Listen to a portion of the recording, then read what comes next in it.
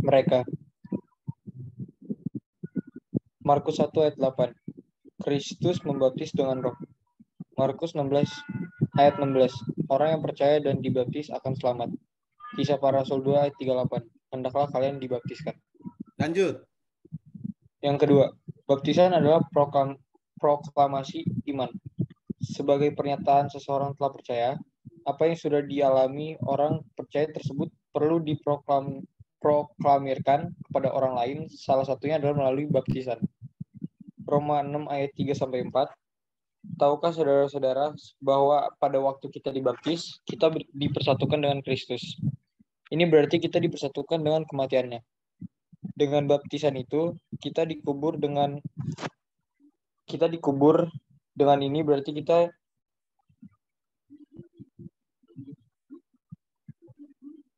dikubur dengan Kristus dan turut mati bersama-sama Dia. Roma 10 ayat 9. Sebab kalau saudara mengaku dengan mulutmu bahwa Yesus itu Tuhan, dan saudara percaya dalam hatimu bahwa Allah sudah menghidupkan Yesus dari kematian, maka saudara akan selamat. Yang ketiga, baptisan adalah kesatuan dalam kematian dan kebangkitan Kristus. Baptisan bukan saja merupakan ketaatan kepada perintah Tuhan Yesus Kristus, tapi ia juga telah bersatu di dalam kematian dan kebangkitan Tuhan Yesus Kristus. Roma 6 ayat 3-4. Mati dan dibangkitkan bersama Kristus. Galatia 3 ayat 27. Kalian semua sudah dibaptis atas nama Kristus.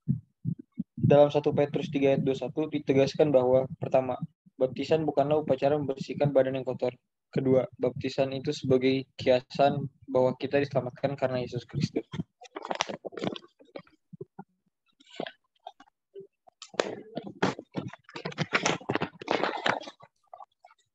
Yang keempat, baptisan adalah tanda kesatuan tubuh Kristus. Kita diperbarui oleh Roh Kudus dan dikuduskan menjadi anggota Kristus melalui baptisan. Supaya dosa itu makin lama makin mati dalam tubuh, supaya kita hidup, saleh, dan memiliki kesatuan di dalam tubuh Kristus. 1 Korintus 12 ayat 13. Kita semua sudah dibaptis oleh Roh yang sama itu, supaya kita dijadikan satu pada tubuh Kristus. Efesus 4 ayat 5. Hanya ada satu baptisan. Baptisan adalah sakramen gereja yang harus ditaati oleh setiap orang percaya, karena baptisan bukanlah sekedar peraturan gereja, tetapi perintah Tuhan Yesus sendiri. Ya, baik. Terima kasih, Jemir. Jadi baptisan itu sangat penting, ya, bagi setiap orang yang percaya. Dikatakan baptisan itu penting oleh karena Allah yang memerintahkan. Jadi baptisan adalah perintah Allah. Ya. Pergilah, jadikanlah semua bangsa muridku, dan baptiskanlah mereka. Itu perintah. Baptiskanlah mereka dalam nama Bapa dan Anak dan Roh Kudus. Ya. Jadi baptisan penting karena merupakan perintah Allah. Kemudian baptisan penting untuk menunjukkan kepada dunia, kepada orang percaya lainnya, bahkan kepada iblis, bahwa kita sudah menjadi milik Kristus, beriman kepada Kristus. Artinya kita memproklamasikan diri kita sebagai orang yang sudah merdeka dan memiliki hidup yang kekal di dalam Tuhan Yesus Kristus. Ya. Itu yang kedua. Kemudian baptisan itu penting karena lewat baptisan kita menjadi satu dalam kematian dan kebangkitan Kristus. Jadi sekali lagi lewat baptisan kita mengambil bagian di dalam kematian dan kebangkitan Kristus, atau kita menyatu dengan kematian dan kebangkitan Kristus, ya.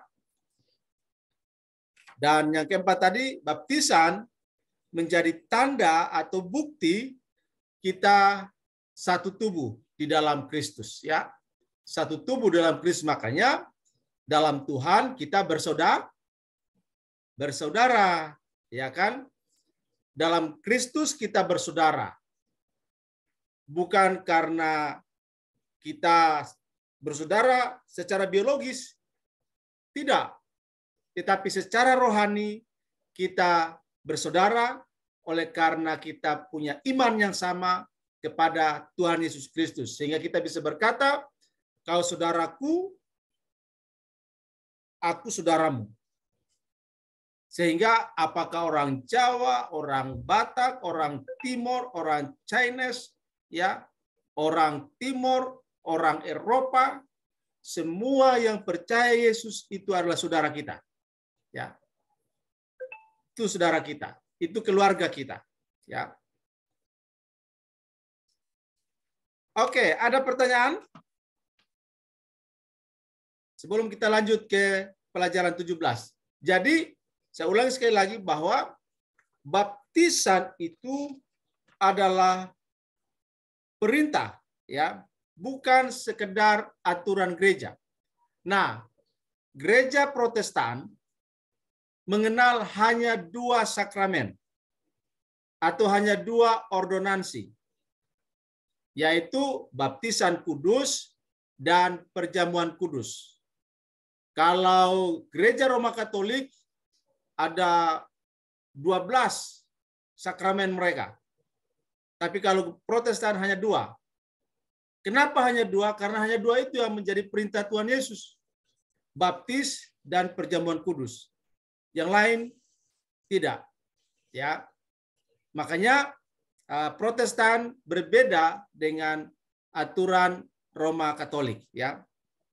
Tetapi kita harus paham bahwa baptisan kudus bukan sekedar aturan gereja, tapi memang menjadi perintah Tuhan Yesus, ya.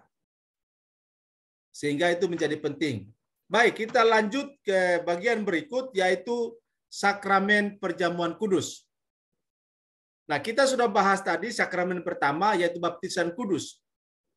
Nah, setelah orang dibaptis, maka dia mengambil tanggung jawab atas imannya, atas kepercayaannya kepada Tuhan Yesus, sehingga dia layak untuk menikmati perjamuan Tuhan.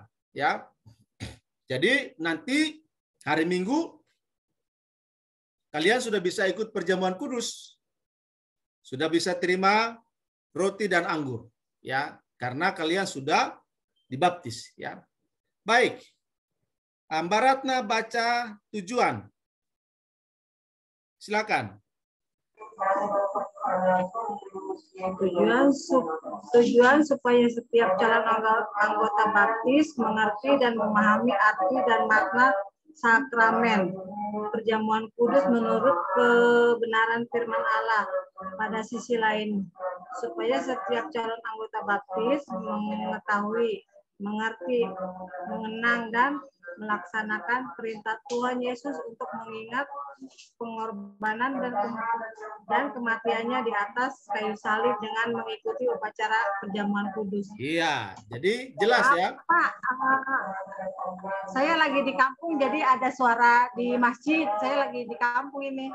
Oke. Baik. Di mute aja. Ya. Baik. Nah, kita melihat di sini bahwa perjamuan kudus kita selenggarakan berdasarkan kebenaran firman Tuhan. Ya, jadi nanti kalian bisa mengerti, mengetahui lewat perjamuan kudus itu kita diingatkan tentang pengorbanan Tuhan Yesus di atas kayu salib. Ya, Sinode GKRI, Sinode Gereja Kristus Rahmani Indonesia, melaksanakan perjamuan kudus itu sekali sebulan. Ya, sekali sebulan itu pada minggu pertama. Ya, atau pada hari-hari tertentu. Ya, yang punya kaitannya dengan hari-hari raya keagamaan. Tapi poinnya adalah bahwa Sinode Gereja Kristus Rahmani Indonesia melaksanakan perjamuan kudus sekali sebulan pada minggu pertama. Nah, orang yang mengikuti perjamuan kudus adalah orang yang sudah lahir baru dan mengaku percaya bahwa Yesus adalah Tuhan dan Juru Selamat secara pribadi dan yang sudah dibaptis. Jadi orang yang tidak dibaptis belum bisa ikut perjamuan kudus. Jadi hari Minggu nanti Dinho, Jemir, Marta, Baratna sudah bisa mengikuti perjamuan kudus. Karena sudah memenuhi persyaratan lahir baru, mengaku percaya Yesus adalah Tuhan dan Juru Selamat secara pribadi, lalu dibaptis. Nah, pada saat mengikuti perjamuan kudus, kita diingatkan ya bahwa Yesus sudah mati di atas kayu salib untuk menanggung semua kutuk dosa kita. Sehingga kita yang percaya kepada Tuhan Yesus tidak lagi hidup di bawah kutuk, tapi hidup di bawah kasih karunia, hidup di bawah anugerah, hidup dalam berkat-berkat rohani.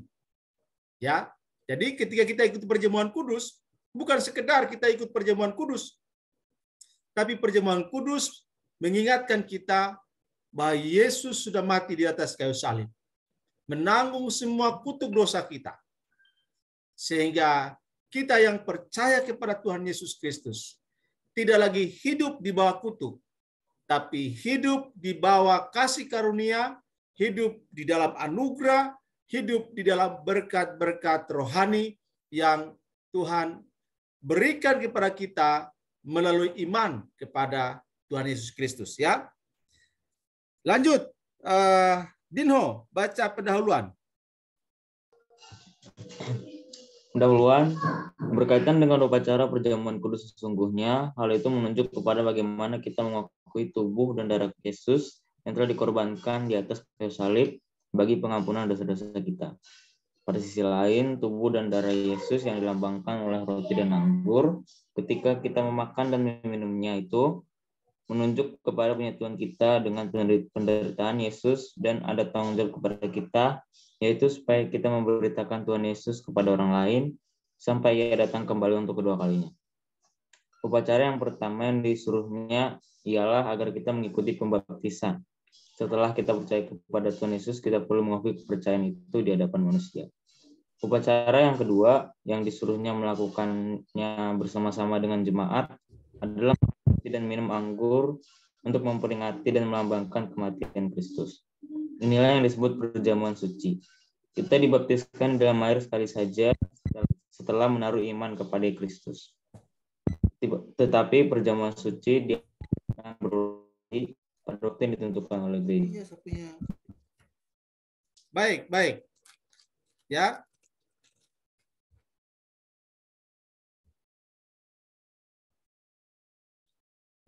Kita lihat ya, bahwa dalam perjamuan kudus kita memakai roti dan anggur atau hosti, ya, hosti dan anggur. Nah, roti dan anggur itu adalah lambang.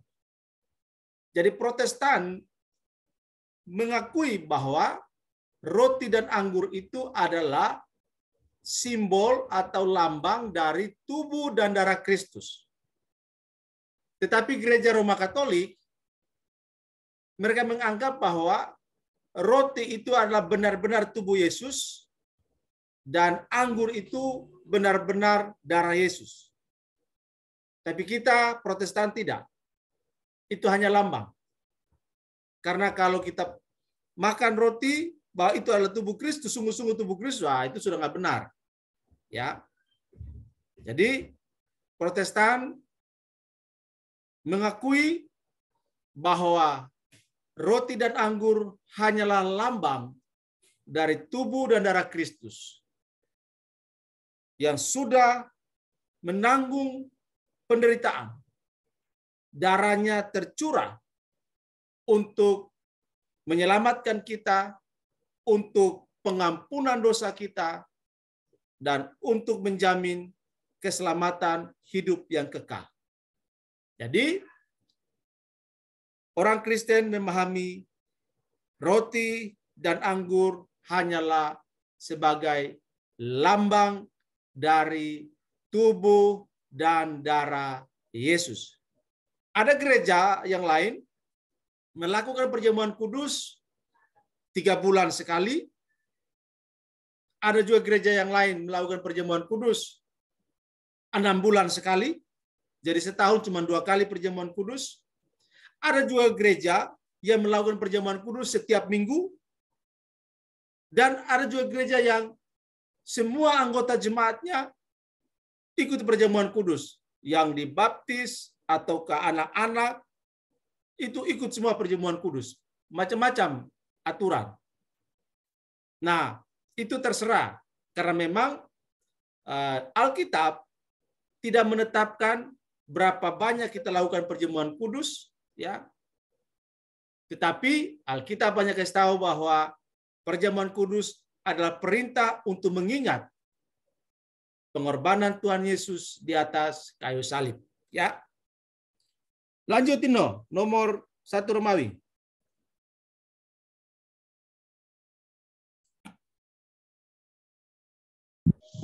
Saya, Pak. Ya.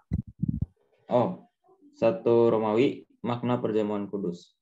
Upacara ini diserahkan kepada jemaat-jemaat oleh rasul-rasul setelah Yesus naik ke surga. Jelas firman Tuhan mengatakan bahwa Yesus bermaksud agar para pengikutnya melaksanakan kewajiban ini seterusnya. Di dalam 1 Korintus 11 ayat 23-29 ditegaskan bahwa ajaran-ajaran ini telah diterima dari Tuhan Yesus. 1. Untuk mengingat akan Tuhan Yesus Kristus. Meskipun kita orang Kristen tidak lupa akan apa yang diperbuat Yesus untuk menyelamatkan kita, kita perlu peringatan ini untuk menyegarkan ingatan kita dan keyakinan kita kepada Dia.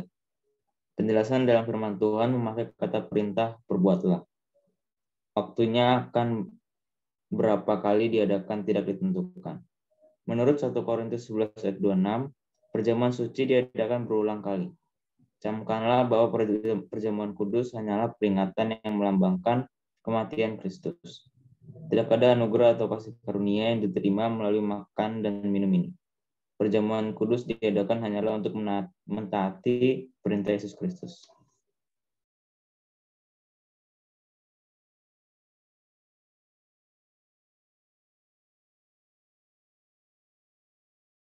Lanjut, Bang. 2. Untuk menjadi peringatan akan kematian Yesus Kristus. Pada saat kita makan roti dan minum anggur, kita membayangkan dan mengingat tubuh Yesus Kristus yang tergantung di atas kayu salib. Paku-paku yang menembus tangan dan kakinya, dan darahnya yang ditumpahkan bagi kita. 3. Untuk menjadi peringatan akan pengalaman keselamatan kita pribadi. Ketika merenungkan tentang kematian Yesus, seharusnya kita juga ingat saat kita secara pribadi mengaku percaya dan menerima Yesus sebagai juru selamat. Bacalah 1 Korintus 11 ayat 27-28. Kita disuruh menguji diri sendiri. Tidak ada seorang pun yang layak ditebus oleh Yesus Kristus. Tetapi kita dijadikan layak oleh tubuh dan darah Kristus yang dikorbankan untuk menyucikan kita. Kita menguji diri sebagai kesempatan memperbarui iman dan menyerahkan hidup kembali dengan sempurna kepada Kristus. Barulah kemudian kita makan roti dan minum anggur itu. 4. Untuk menjadi peringatan kepada mereka yang belum percaya bahwa mereka akan menerima hukuman. 1 Korintus 11 ayat 27 dan 29.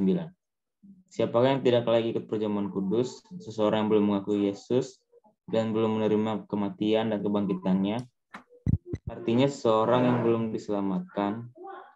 Yang wajib mengikutinya ialah orang yang sudah percaya dan mengakui imannya dengan baptisan. Itu hanya anggota jemaat-jemaat seiman. Upacara ini mengingatkan orang yang hadir tetapi yang belum percaya bahwa mereka masih menanggung dosa mereka sendiri. 5. Untuk menjadi peringatan akan persekutuan antara orang Kristen. Upacara ini dibuat Yesus di dalam persekutuan dengan murid-muridnya. Itu sebabnya upacara ini adalah upacara untuk anggota-anggota jemaat bersama-sama. Pada saat itu kita memahami bahwa kita masing-masing adalah orang berdosa yang telah diselamatkan oleh kasih karunia Allah di dalam Yesus Kristus. 6. untuk menjadi peringatan bahwa Kristus akan datang kembali. 1 Korintus 11:26. Kita disuruh makan roti dan minum anggur sebagai peringatan akan kematian Yesus sampai Ia datang kembali. Ini adalah peringatan akan janji Tuhan Yesus bahwa Ia akan kembali dalam kemuliaan dan kemenangan. Baik, terima kasih. Ya, jadi baptisan atau perjamuan kudus punya paling sedikit 6 makna. Ya, jadi ketika kita ikuti perjamuan kudus, maka hal pertama yang kita ingat bahwa perjamuan kudus menolong kita untuk ingat akan Tuhan Yesus Kristus. Makanya Sinode GKRI memutuskan dalam anggaran dasar, anggaran rumah tangga, bahwa perjamuan kudus dilakukan sebulan sekali sebagai sebuah peristiwa untuk mengingat akan Tuhan Yesus Kristus yang telah mati di atas kayu salib untuk menanggung semua hukuman dosa kita, sehingga kita tidak lupa akan pribadi Tuhan Yesus yang begitu baik kepada kita, yang begitu mengasihi kita. Ya, jadi perjamuan kudus membantu kita untuk ingat kepada Tuhan Yesus. Kemudian perjamuan kudus juga punya makna sebagai peringatan akan kematian Yesus bagi kita. Jadi ingat pribadi Yesus, ingat kematian Yesus bagi kita, kemudian juga ingat akan pengalaman keselamatan kita. Bahwa dengan perjamuan kudus kita diingatkan bahwa hanya oleh karena kematian Yesus, Anda dan saya, kita diselamatkan. Ya. Kemudian makna yang keempat, perjamuan kudus sebagai peringatan kepada mereka yang belum percaya bahwa mereka akan menerima hukuman kalau tidak percaya kepada Tuhan Yesus Kristus. Makanya perjamuan kudus itu dilakukan sebagai sebuah peringatan kepada mereka yang masih belum percaya dan menerima Yesus sebagai Tuhan dan Juru Selamat secara pribadi pasti akan dihukum. Kemudian yang kelima, perjamuan kudus sebagai bagian untuk mengingatkan kita akan pentingnya persekutuan dengan tubuh Kristus. Jadi tidak bisa sendiri. Ya, tidak bisa sendiri. Jadi dengan perjamuan kudus, kita disadarkan, kita diingatkan bahwa kita bagian dari jemaat-jemaat yang lain. Bagian dari tubuh Kristus yang lain. Tidak bisa dipisahkan. Saling terikat satu sama yang lain. Kemudian perjamuan kudus juga menolong kita untuk mengingat bahwa Tuhan Yesus akan datang kembali. Ya, Maranatha, datanglah Tuhan Yesus yang kedua kali. Ya, kenapa Tuhan Yesus harus datang kedua kali? Karena kita yang beriman belum ketemu Tuhan Yesus. Kita hanya terima Yesus karena iman. Tapi nanti kita akan ketemu muka dengan Tuhan Yesus saat Dia datang pada kali yang kedua. Lanjut, 2 Romawi, Jemir. Silakan minta tolong dibaca, Bang Jemir. Kepentingan sakramen perjamuan kudus. Jalinan persekutuan antara Kristus dengan murid-muridnya senantiasa ditandai dengan berbagai perjamuan kasih yang kesemuanya merupakan dasar persekutuan sampai pada akhirnya mengalami puncak persekutuan, di mana Kristus menggambarkan dirinya sebagai roti dan air anggur bagi murid-muridnya. 1. Perjamuan kudus adalah perintah Tuhan. Apa yang telah dilakukan Kristus ketika melakukan perjamuan kudus bersama murid-murid menjadi pesan yang harus dilakukan terus-menerus. Matius 26 ayat 26. Ambil dan makanlah. Ini tubuhku. Yohanes 6 ayat 56. Orang yang makan dan minum darahku tetap bersatu dengan aku. 1 Korintus 11 ayat 24-26. Lakukanlah ini untuk mengenang aku. Yang kedua, perjamuan kudus merupakan peringatan akan pengorbanan Tuhan Yesus. Melalui perjamuan kudus, gereja Tuhan senantiasa diingatkan atas kematian Tuhan Yesus di kayu salib. 1 Korintus 11 ayat 26. Kalian memberitakan kematian Tuhan. 1 Korintus 10 ayat 26. Kita bersatu dengan Kristus dalam kematiannya. Matius 26 ayat 28. Darah yang dicurahkan bagi banyak orang.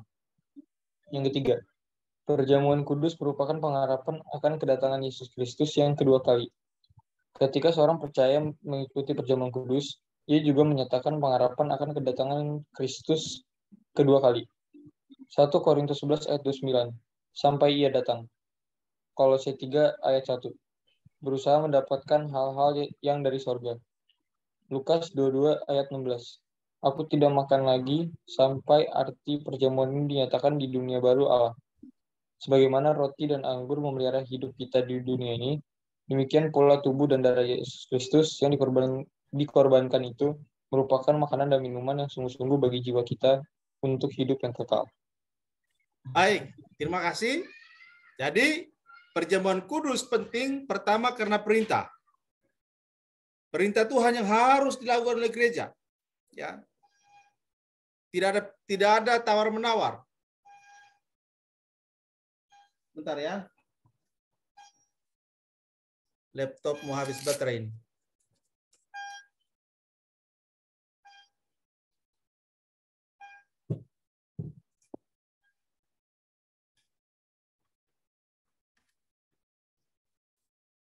Ya. Jadi perjamuan kudus itu adalah perintah yang harus dilakukan oleh gereja. Kemudian perjamuan kudus juga sebagai wujud peringatan, selebrasi ya akan pengorbanan Tuhan Yesus bagi kita.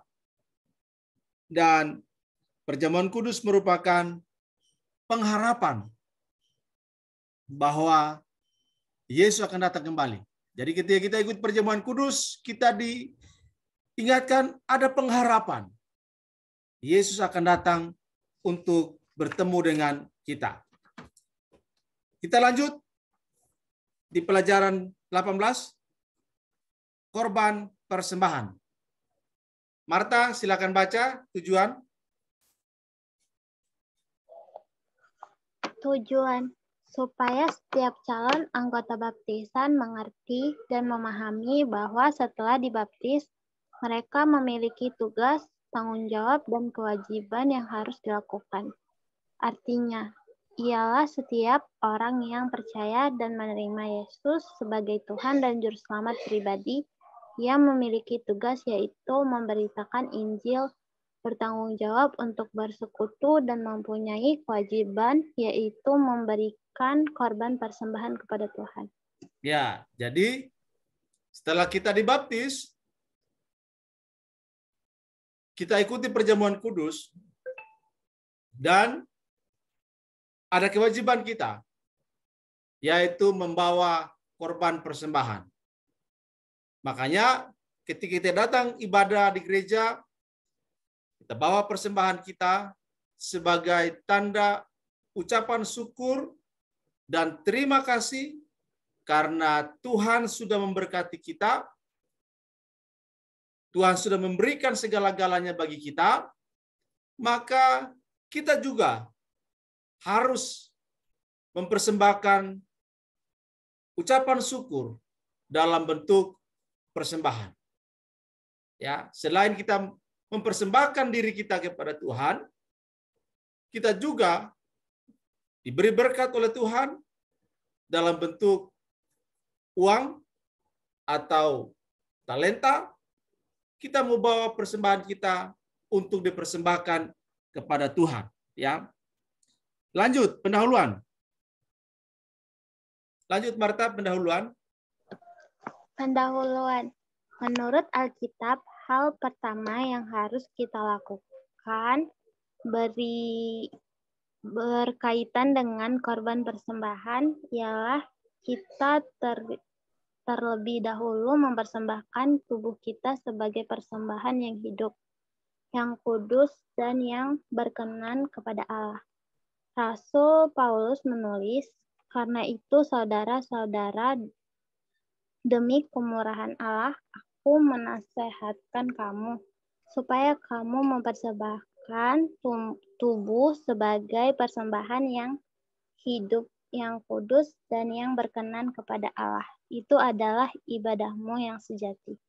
Roma 12 ayat 1. Berkaitan dengan korban persembahan, sesungguhnya hal itu menunjukkan kepada bagaimana kita mengasihi, menaati, dan melakukan apa yang diperintahkan oleh Tuhan kepada kita.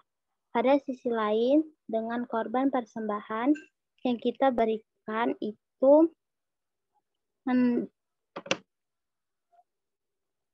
menandakan bahwa kita turut terlibat dalam mendukung pekerjaan Tuhan. Karena memang pekerjaan Tuhan membutuhkan dukungan dari segi dana.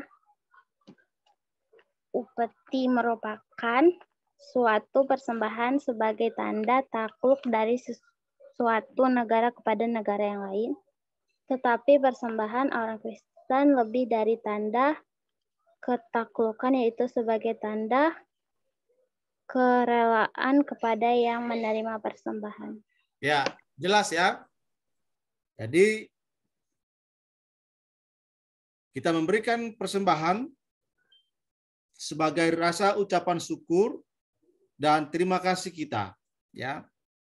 Dan bentuk bahwa kita mengasihi Tuhan dan taat serta melakukan yang diperintahkan oleh Tuhan kepada kita. Ya, itu persembahan. Lanjut, 1 Romawi Dinho. 1 Romawi makna persembahan. Makna korban persembahan baik dalam perjanjian lama maupun dalam perjanjian baru sesungguhnya menunjuk kepada sikap hati yang taat dan penuh kasih serta rasa syukur atas kebaikan dan anugerah Allah bagi setiap umatnya. Ada beberapa contoh dalam perjanjian lama, yaitu pertama, Habel yang mempersembahkan anak domba sebagai korban yang lebih baik, sehingga Allah senang kepada Habel dan persembahannya, karena Habel memberi dengan iman. Kejadian 4 ayat 4, dan Ibrani 11 ayat 4. Kedua, aroma atau bau harum korban persembahan itu menyenangkan bagi Tuhan. Kejadian 8 ayat 21. Ketiga, Abraham memberi kepada Melkisedek persembahan persepuluhan dari semuanya. Kejadian 14 ayat 20 dan Ibrani 7 ayat 2. Keempat, kitab Imamat menjelaskan bahwa bangsa Israel mempersembahkan korban kepada Allah. Ada beberapa contoh dalam perjanjian baru, yaitu pertama, seorang janda yang memberi korban persembahan dari kekurangannya, bahkan ia mempersembahkan seluruh nafkahnya. Lukas 21 ayat 1-4. Kedua, jemaat yang mula-mula memberi korban persembahan itu menjadi gaya dan cara hidup mereka. Kisah Para Rasul 2:41-47.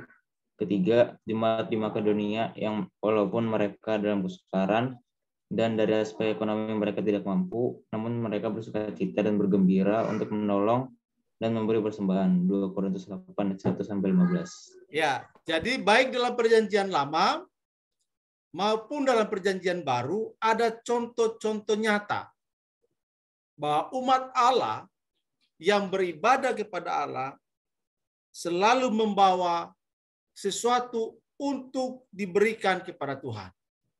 Jadi kalau kalian nanti beribadah kepada Tuhan, ya harus bawa persembahan.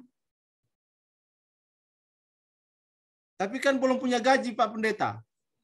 Ya kan ada orang tua. Mintalah kepada orang tua. Mintalah kepada opung. Opung, kasih saya persembahan. Saya tidak boleh datang gereja tidak kasih persembahan. Nah, kalau kita minta sama orang tua, pasti orang tua kasih. Atau ada uang jajan. Ya, bagikanlah untuk jajan dan untuk persembahan. Jadi bisa diatur, bisa dikelola uang yang diterima, ya, uang yang diterima dari orang tua atau dari ada keluarga atau dari siapa yang kita terima, kita bisa pakai, kita bisa gunakan untuk persembahan kepada Tuhan. Jemir baca 2 Romawi. Kepentingan korban persembahan. Di dalam Alkitab, baik perjanjian lama maupun perjanjian baru, Allah memberikan perintah kepada umatnya untuk membawa persembahan sebagai tanda kasih, ketaatan, hormat, dan syukurnya kepada Allah. Amsal 3 ayat 9. Maleakhi 3 ayat 10. Maleakhi 3 ayat 10.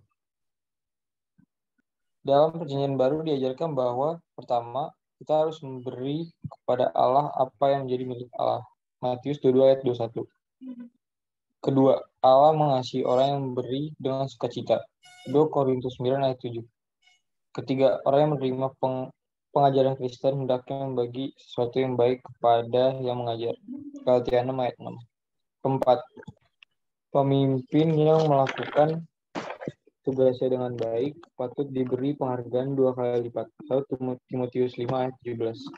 Kelima, kita mempersembahkan diri kita sebagai suatu korban yang hidup yang khusus untuk Allah. Roma 12 ayat 1-2. Baik.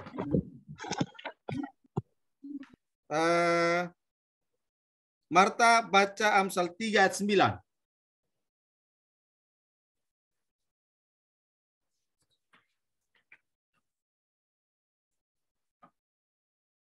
Amsal 3 ayat 9.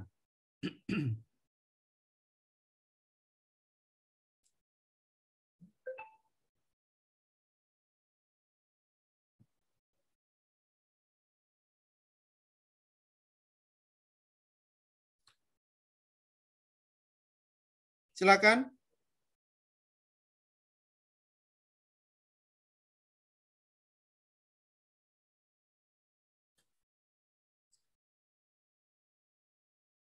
Amsal 3 ayat 9. Muliakanlah Tuhan dengan hartamu dan dengan hasil pertama dari segala penghasilanmu.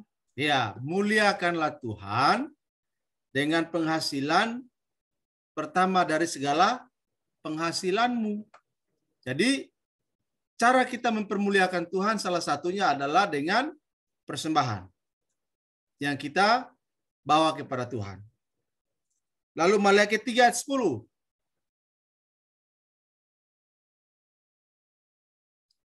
Maleakhi 3 ayat 10. Mbak Ratna bisa baca? Apa itu suaranya masih kencang banget, Pak. Oke. Baik, diikutin aja ya. Ya, silakan Marta. Maleakhi 3 ayat 10.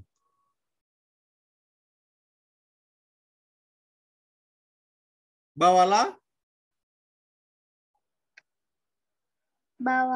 seluruh persembahan persepuluh itu ke dalam rumah perbendaharaan supaya ada persediaan makanan di rumahku.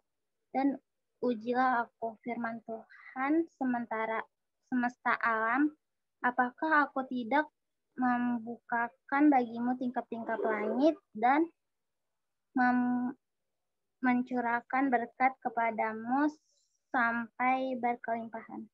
Ya, jelas ya. Jadi, bawalah seluruh persembahan persepuluhan. Nah, persepuluhan itu dari mana? Ya, misalnya Dinho dapat berkat dari Bapak 100.000. Maka persepuluhan dari 100.000 berapa, Dino? 10.000, Pak. Ya, 10.000. Dari 10.000 masukkan ke amplop perpuluhan lalu kasih. Itulah persembahan persepuluhan dari Dinho, ya, sebagai mengembalikan apa yang menjadi perintah Tuhan. atau menjadi milik Tuhan, ya. Dan kita memberi persembahan persepuluhan bukan untuk menyuap Tuhan atau membujuk Tuhan, tetapi kita memberi persembahan persepuluhan sebagai sebuah wujud ketaatan kita kepada Tuhan, ucapan syukur kita atas berkat-berkat Tuhan yang Tuhan berikan bagi kita, dan juga sebagai penghormatan kita kepada Tuhan. Ya, jadi persembahan persepuluhan yang kita berikan bukan untuk membujuk Tuhan atau menyuap Tuhan supaya Tuhan berkati kita. Tidak. Tuhan sudah lebih dahulu berkati kita, makanya kita mengembalikan apa yang telah Tuhan berikan bagi kita. Ya.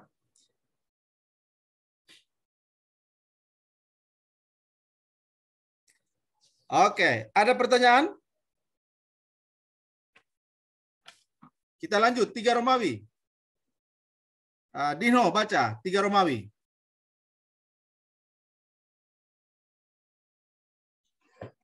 Romawi, bentuk korban persembahan. 1. Persembahan persepuluhan, Malaki 3:10. 2. Persembahan syukur. 3. Persembahan sukarela. 4. Persembahan waktu, talenta, kepandaian, dan sebagainya. Sebagai orang Kristen, seharusnya kita mempersembahkan seluruh aspek hidup kita kepada Tuhan sebagai bukti bahwa kita mengasihi Tuhan. Ya, jadi ada bentuk-bentuk korban persembahan. Yang pertama itu persepuluhan yang tadi sudah dijelaskan. Kemudian persembahan ucapan syukur. Nah, persembahan ucapan syukur ini apa? Ya, misalnya Dinho naik kelas, bawa persembahan ucapan syukur kepada Tuhan.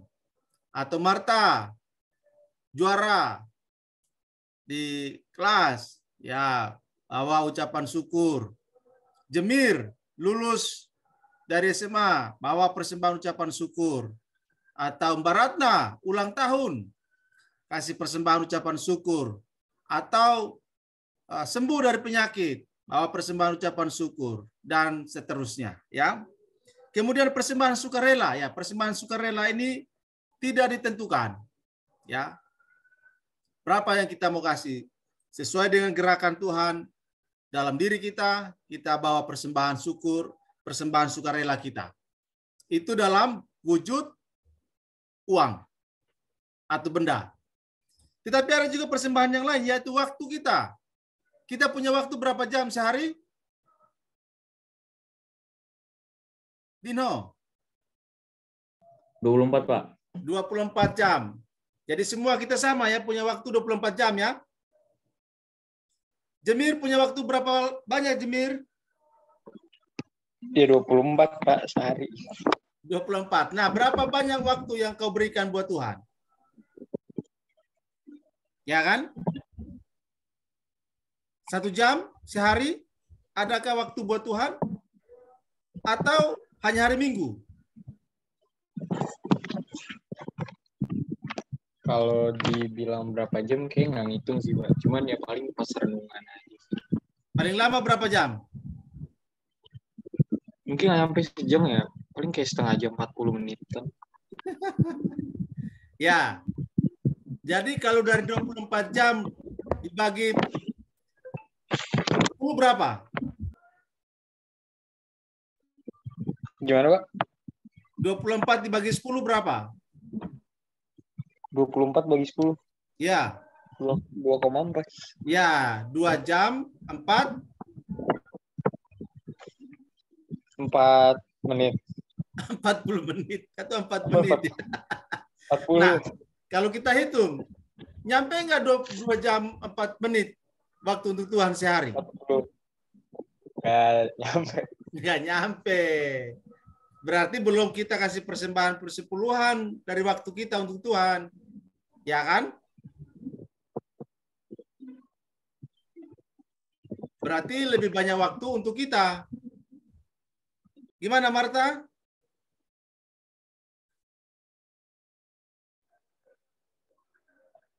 Berapa jam sehari? Nggak nyampe sejam, Pak. Nggak nyampe sejam. Berarti belum memenuhi. persembahan persepuluhan dari waktu kita. Mbak Ratna? Sejam, Pak. Sejam, ya. Sama, belum. Ya kan? Nah, karena itu pagi kita kan ada 2 pagi tuh, setengah jam. Jam 5 sampai setengah 6 pagi. Kita doa sama, ya kan? Nah, makanya Jemir, Dinho, Marta, Baratna, ya kita ikut doa sama-sama pagi. Setelah itu doa pribadi, ya kan? Setelah itu doa bersama keluarga, misalnya, dan seterusnya. Jadi kita mempersembahkan waktu 2,4 jam buat Tuhan. Itu baru persepuluhan, belum waktu syukurnya, belum waktu sukarelanya. Ya kan? Belum. Kemudian talenta, ya talenta, masing-masing punya talenta. Ya kan? Dinho bisa main musik, itu talenta, misalnya. Marta suaranya bagus, itu talenta. Mbak Ratna juga bisa melayani, menasihati. Jemir bisa main musik atau bisa IT, bisa melayani di IT. Dan masing-masing kita punya talenta. Kita persembahkan untuk Tuhan. Lalu pengetahuan kita, ya, pengetahuan kita bagikan supaya pekerjaan Tuhan bisa lebih luas, lebih besar, lebih banyak. Jiwa-jiwa bisa dijangkau melalui pengetahuan. Makanya orang yang menciptakan media sosial, Zoom ini salah satu berkat pengetahuan, kepandaian. Facebook, ya kan, WhatsApp, IG, Twitter, Line, ya kan, TikTok, semua, ya, platform media sosial, ya, itu hasil kepandaian manusia. Nah, lewat semua itu, ya, dipakai untuk mempermuliakan Tuhan lewat TikTok. Tuhan Yesus tidak berubah, tidak berubah. Itu kan jadi rame kan? Orang tahu. Ya, itu luar biasa. Dengan hadirnya media sosial. Lalu status di WA. Jangan status di WA galau terus. Tapi isilah status di WA itu firman Tuhan atau kata-kata motivasi. Atau status di IG. Jangan isi status marah-marah melulu. Ya kan? Atau status di Facebook. Ya. Pokoknya platform media sosial yang kita punya, ayo kita pakai dengan baik untuk membagikan pengetahuan yang kita punya, ya. YouTube. Siapa punya YouTube di sini? Siapa yang punya channel YouTube? Dinho punya, Dinho? Nggak ada, Pak. Nggak ada. Marta punya? Nggak ada, Pak. Ya, Jemir punya? Enggak, Pak. Mbak Ratna punya? Nggak punya, Pak. Ya, makanya harus punya. Selain media sosial yang lain, ya. Nah, kalian bisa isi konten-konten di YouTube.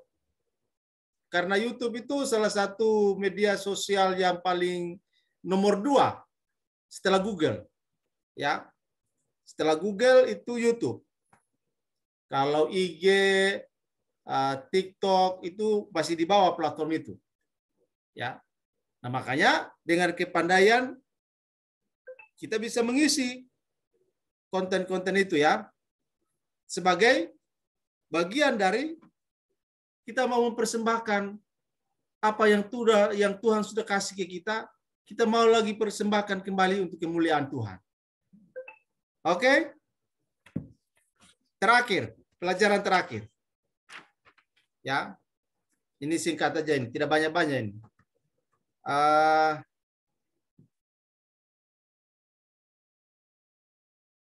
Marta, baca tujuan pengharapan sesudah kematian. Tujuan supaya setiap calon anggota baptisan mengerti dan memahami bahwa kematian bukanlah akhir dari segalanya, melainkan di balik kematian ada kehidupan.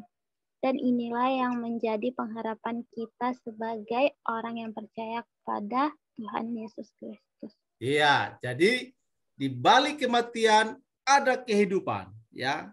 Bagi kita kematian bukan akhir, tapi awal dari kehidupan yang baru, ya. Karena itu tidak usah takut mati. Karena ternyata ada hidup di balik kematian. Artinya hidup yang sekarang berlanjut. Setelah mati ada kehidupan lagi, ya. Sehingga kita tidak perlu lagi takut karena ada pengharapan kita kepada Tuhan Yesus. Ya, sebagai orang percaya bahwa kematian bukan akhir dari segalanya, kematian bukanlah sesuatu yang mengerikan atau menakutkan, tetapi justru kematian membawa kita kepada hidup yang bahagia. Ada amin? Amin. Iya. Lanjut, Dinho. Pendahuluan. Menurut Alkitab, manusia akan mengalami kematian satu kali dan setelah itu dihakimi.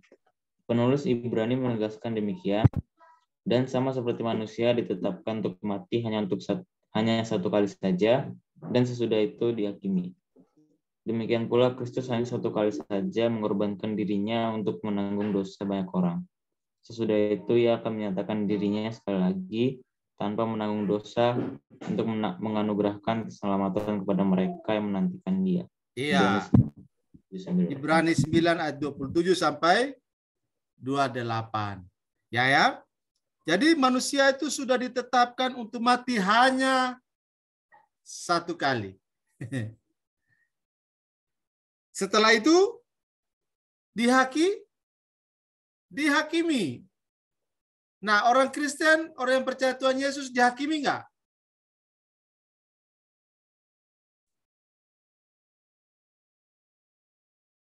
Halo? Orang Kristen, orang yang percaya Tuhan Yesus dihakimi enggak? Diadili enggak? Enggak, Pak. Hah? Enggak. Enggak ya? Serius?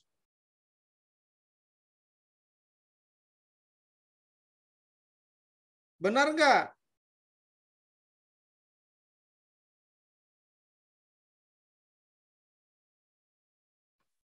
Betul enggak? Orang Kristen dihakimi enggak?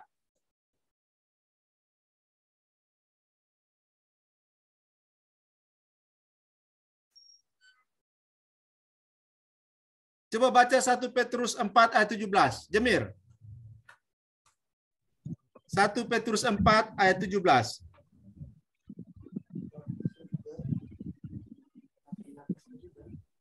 1 Petrus 4 ayat 17. Karena sekarang telah tiba saatnya penghakiman dimulai, dan pada rumah Allah sendiri yang harus pertama-tama dihakimi. Dan jika penghakiman itu dimulai pada kita, bagaimanakah sudahnya dengan mereka yang tidak percaya pada Injil Allah? Nah, berarti orang Kristen dihakimi enggak? Iya. Dihakimi. Jadi ini dimulai dari rumah Allah. Artinya dimulai dari orang Kristen. Dimulai dari orang yang percaya Tuhan Yesus. Ya, ada penghakiman. Nah, kita dihakimi, kita diadili bukan untuk dihukum. Ulang. Kita diadili, kita dihakimi bukan untuk dihukum. Untuk apa? Untuk menerima mahkota. Ya kan? Untuk menerima upah, untuk menerima mahkota. Ya.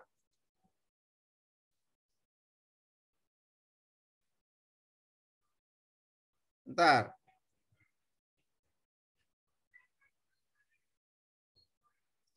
Baca Yakobus 1 ayat 12.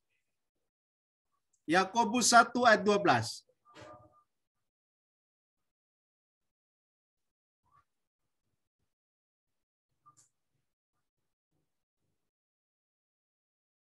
Satu orang baca. Yakobus 1 ayat 12, silakan. Yakobus 1 ayat 12. Berbahagialah orang yang bertahan dalam pencobaan. Sebab apabila ia sudah tahan uji, ia akan menerima mahkota kehidupan yang dijanjikan Allah kepada barang siapa yang mengasihi dia. Ya. Jadi kita akan menerima mahkota kehidupan, makanya kita harus diadili. Nah, supaya bisa menerima mahkota kehidupan, ada pencobaan, tapi kita tidak jatuh dalam pencobaan. Tapi kita tahan uji terhadap pencobaan. Kita menang atas pencobaan. Maka kita akan menerima mahkota kehidupan. Wahyu 2 ayat 10. Dino baca.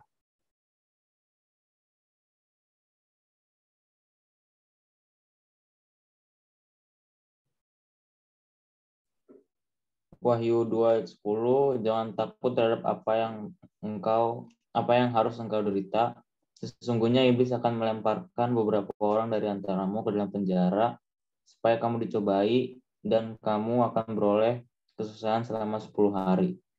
Hendaklah engkau setia sampai mati dan aku akan mengaruniakan kepadamu mahkota kehidupan. Ya, setia sampai mati, maka mahkota kehidupan diberikan kepada kita. Jadi, penghakiman dimulai dari rumah Allah, dimulai dari orang-orang percaya. Namun kita dihakimi bukan untuk dihukum, tetapi untuk menerima mahkota. Ada 5 mahkota.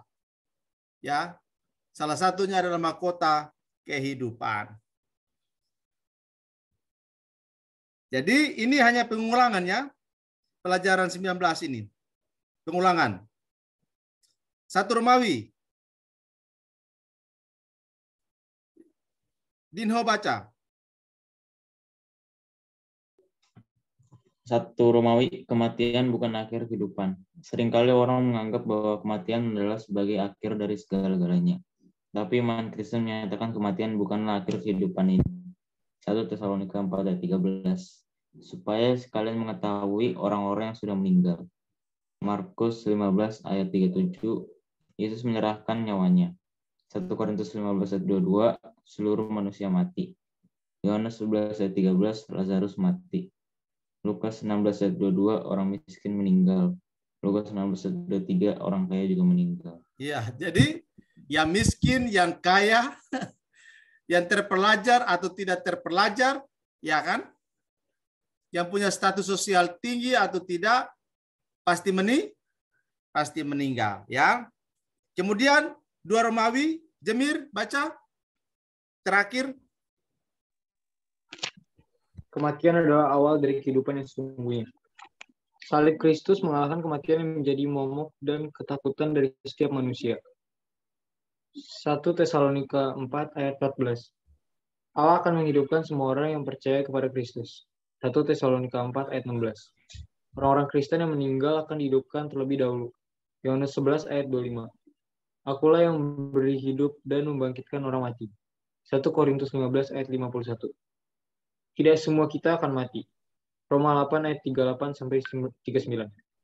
Baik kematian tidak dapat mencegah Allah mengasihi kita.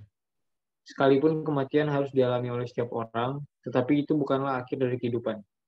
Sebaliknya Kristus mengubah kematian sebagaimana ia hidup selamanya. Demikian pula kehidupan yang kekal merupakan jaminan selama-lamanya. Amin. Ya, jadi jelas ya bagi kita semua bahwa ternyata kematian adalah awal dari kehidupan yang sesungguhnya. Oke, ada pertanyaan? Sudah jelas?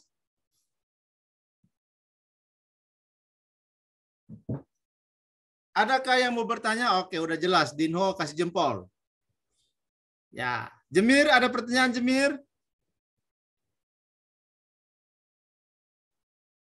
Enggak, Pak. Oke. Bisa paham?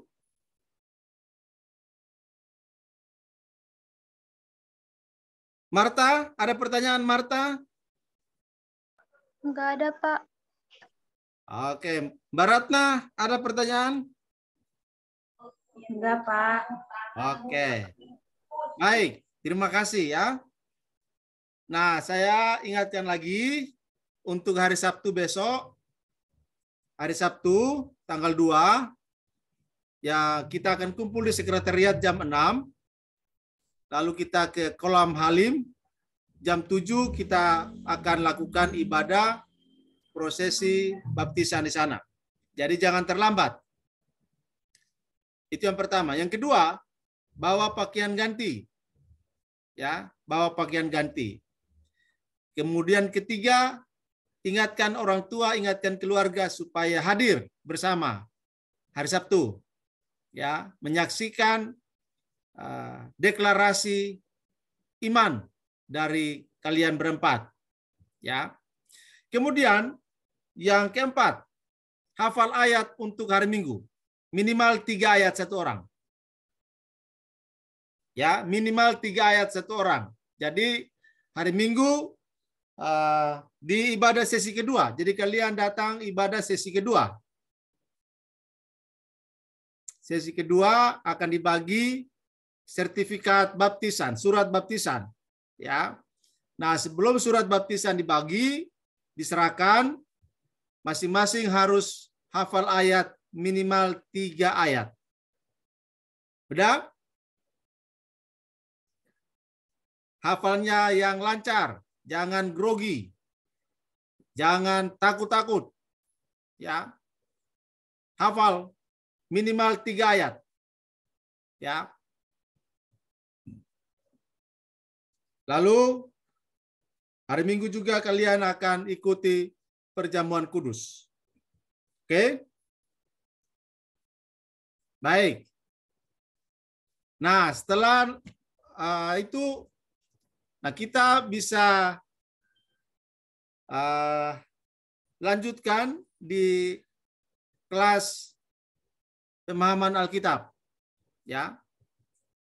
Ikuti pemahaman Alkitab setiap hari Selasa jam 7 malam sampai selesai. Untuk apa? Untuk menambah pengetahuan, menambah wawasan tentang iman Kristen. Lalu ikut doa pagi jam 5 sampai 5.30. Harus ikut. Ya, nanti akan dicek siapa yang tidak ikut. Oke. Baik, itu saja informasi pada malam ini. Sampai bertemu hari Sabtu. Jaga kesehatan supaya semua bisa ikuti baptisan pada hari Sabtu ya. Pak. Ya. Hari Sabtu bajunya bebas atau? Bajunya bebas. Ada baju baptisnya di sekretariat. Ya. Oke. Ya. Silakan kalian bawa aja baju biasa. Yang warna gelap atau warna gelap lah. Celana panjang semua. Yang cewek juga ya. Nanti baru dibagi baju baptisnya. Akan dipakai baju baptisnya. Ya. Ada lagi pertanyaan?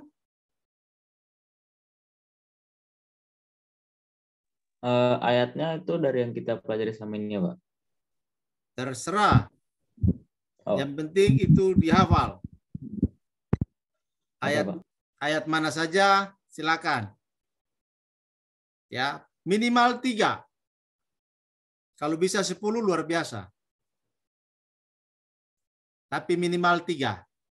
Siap, Marta? Siap, Pak. Mantap. Jemir, siap, Jemir?